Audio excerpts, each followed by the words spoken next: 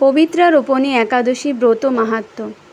একদিন মহারাজ যুধিষ্ঠির ভগবান শ্রীকৃষ্ণকে জিজ্ঞাসা করলেন, হে প্রভু, শ্রাবণ মাসে শুক্লপক্ষের একাদশীর নাম কি, তা কৃপা করে আমাকে বলুন।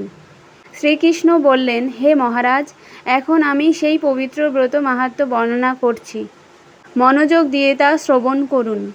যা শোনা মাত্রই বাজপেয় যজ্ঞের ফল লাভ হয়। প্রাচীনকালে দাপর যুগের শুরুতে মহিজিৎ নামে এক বিখ্যাত রাজা ছিলেন।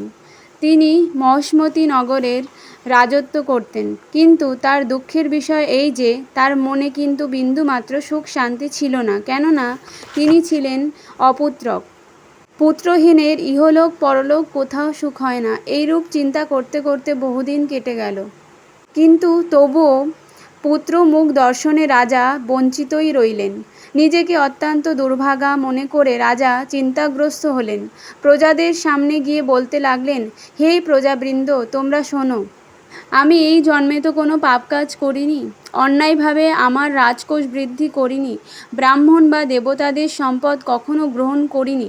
উপরন্তু প্রজাদের পুত্রের মতো পালন করেছি, ধর্ম অনুযায়ী পৃথিবী শাসন করেছি, দুষ্টদের যথানুরূপ দণ্ড দিয়েছি, সজ্জন ব্যক্তিদের যথাযোগ্য সম্মান করতেও কখনো অবহেলা করিনি।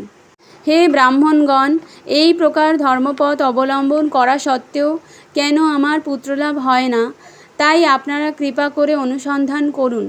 রাজার এই প্রকার কাতর উক্তি শ্রবণে ব্যথিত রাজভক্ত পুরোহিত ব্রাহ্মণগণ রাজার মঙ্গলের জন্য গভীর বনে ত্রিকালজ্ঞ মুনি ঋষির কাছে যেতে মনস্থ করলেন। বনের মধ্যে ঋষিদের আশ্রম সকল দেখতে দেখতে তার সন্ধান পেলেন। তিনি দীর্ঘায়ু, নিরোগ, নিরাহারে ঘোর তপস্যায় মগ্ন ছিলেন। ধর্মশাস্ত্র বিশারদ, ধর্মতত্ত্বজ্ঞ ও ত্রিকালজ্ঞ সেই মহামুনি লোমশ নামে পরিচিত। ব্রহ্মার এক কল্প অতিবাহিত হলে মহামুনিবরের গায়ের একটি লোম পরিত্যক্ত হতো। এই কারণেই এই মহামুনির নাম লোমশ। তাকে দেখে সকলেই ধন্য হলেন। তারা পরস্পরে বলতে লাগলেন যে, আমাদের বহু জন্মের সৌভাগ্যের ফলে আজ আমরা এই মুনিবরের সাক্ষাৎ লাভ করতে পারলাম। তারপর ঋষিবর তাদের সম্বোধন করে বললেন, কী কারণে আপনারা এখানে এসেছেন এবং কেনই বা আমার এত প্রশংসা করছেন, তা স্পষ্ট করে বলুন। আপনাদের যাতে মঙ্গল হয় আমি নিশ্চয়ই তা চেষ্টা করব। ব্রাহ্মণেরা বললেন, হে ঋষিবর, আমরা যে উদ্দেশ্যে এখানে এসেছি আপনি তা কৃপা করে শুনুন। এই পৃথিবীতে আপনার মতো শ্রেষ্ঠ ব্যক্তি আর কোথাও নেই। মহিজিৎ নামে এক রাজা নিঃসন্তান হওয়ায় অতি দুঃখে দিন যাপন করছে। আমরা তার প্রজা। তিনি আমাদেরকে পুত্রের মতো পালন করেন, কিন্তু তিনি পুত্রহীন বলে আমরা সবাই মর্মাহত। তার দুঃখ দূর করতে আমরা এই বনে প্রবেশ করেছি। হে ব্রাহ্মণ শ্রেষ্ঠ, রাজা যাতে তার পুত্রের মুখ দর্শন করতে পারেন, কৃপা করে তার একটি উপায় আমাদের বলুন।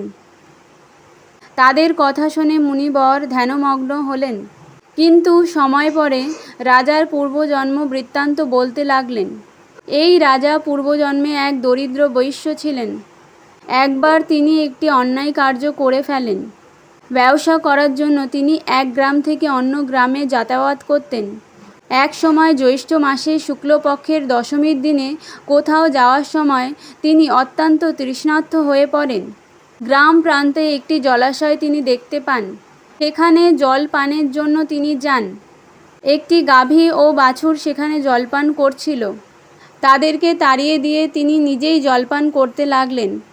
এই পাপকর্মের জন্য তিনি পুত্রসুখ থেকে বঞ্চিত হয়েছেন, কিন্তু পূর্বজন্মের কোনো পূর্ণ ফলের জন্য তিনি এই রকম নিষ্কণ্টক রাজ্য লাভ করেছেন। হে মুনিবর, শাস্ত্রে আছে যে পুণ্য দ্বারা পাপক্ষয় হয়। তাই আপনি এমন একটি পুণ্যব্রতের উপদেশ করুন যাতে তার প্রারব্ধ পাপ দূর হয় এবং আপনার অনুগ্রহে তিনি পুত্র সন্তান লাভ করতে পারেন।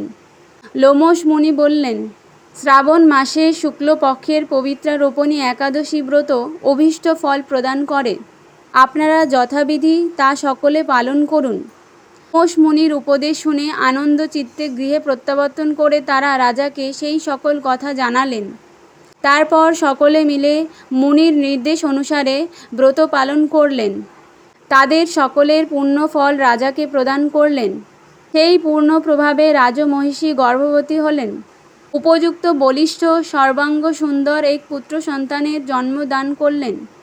ভবিষ্যতোত্তর পুরাণে এই মাহাত্ম্য বর্ণিত হয়েছে।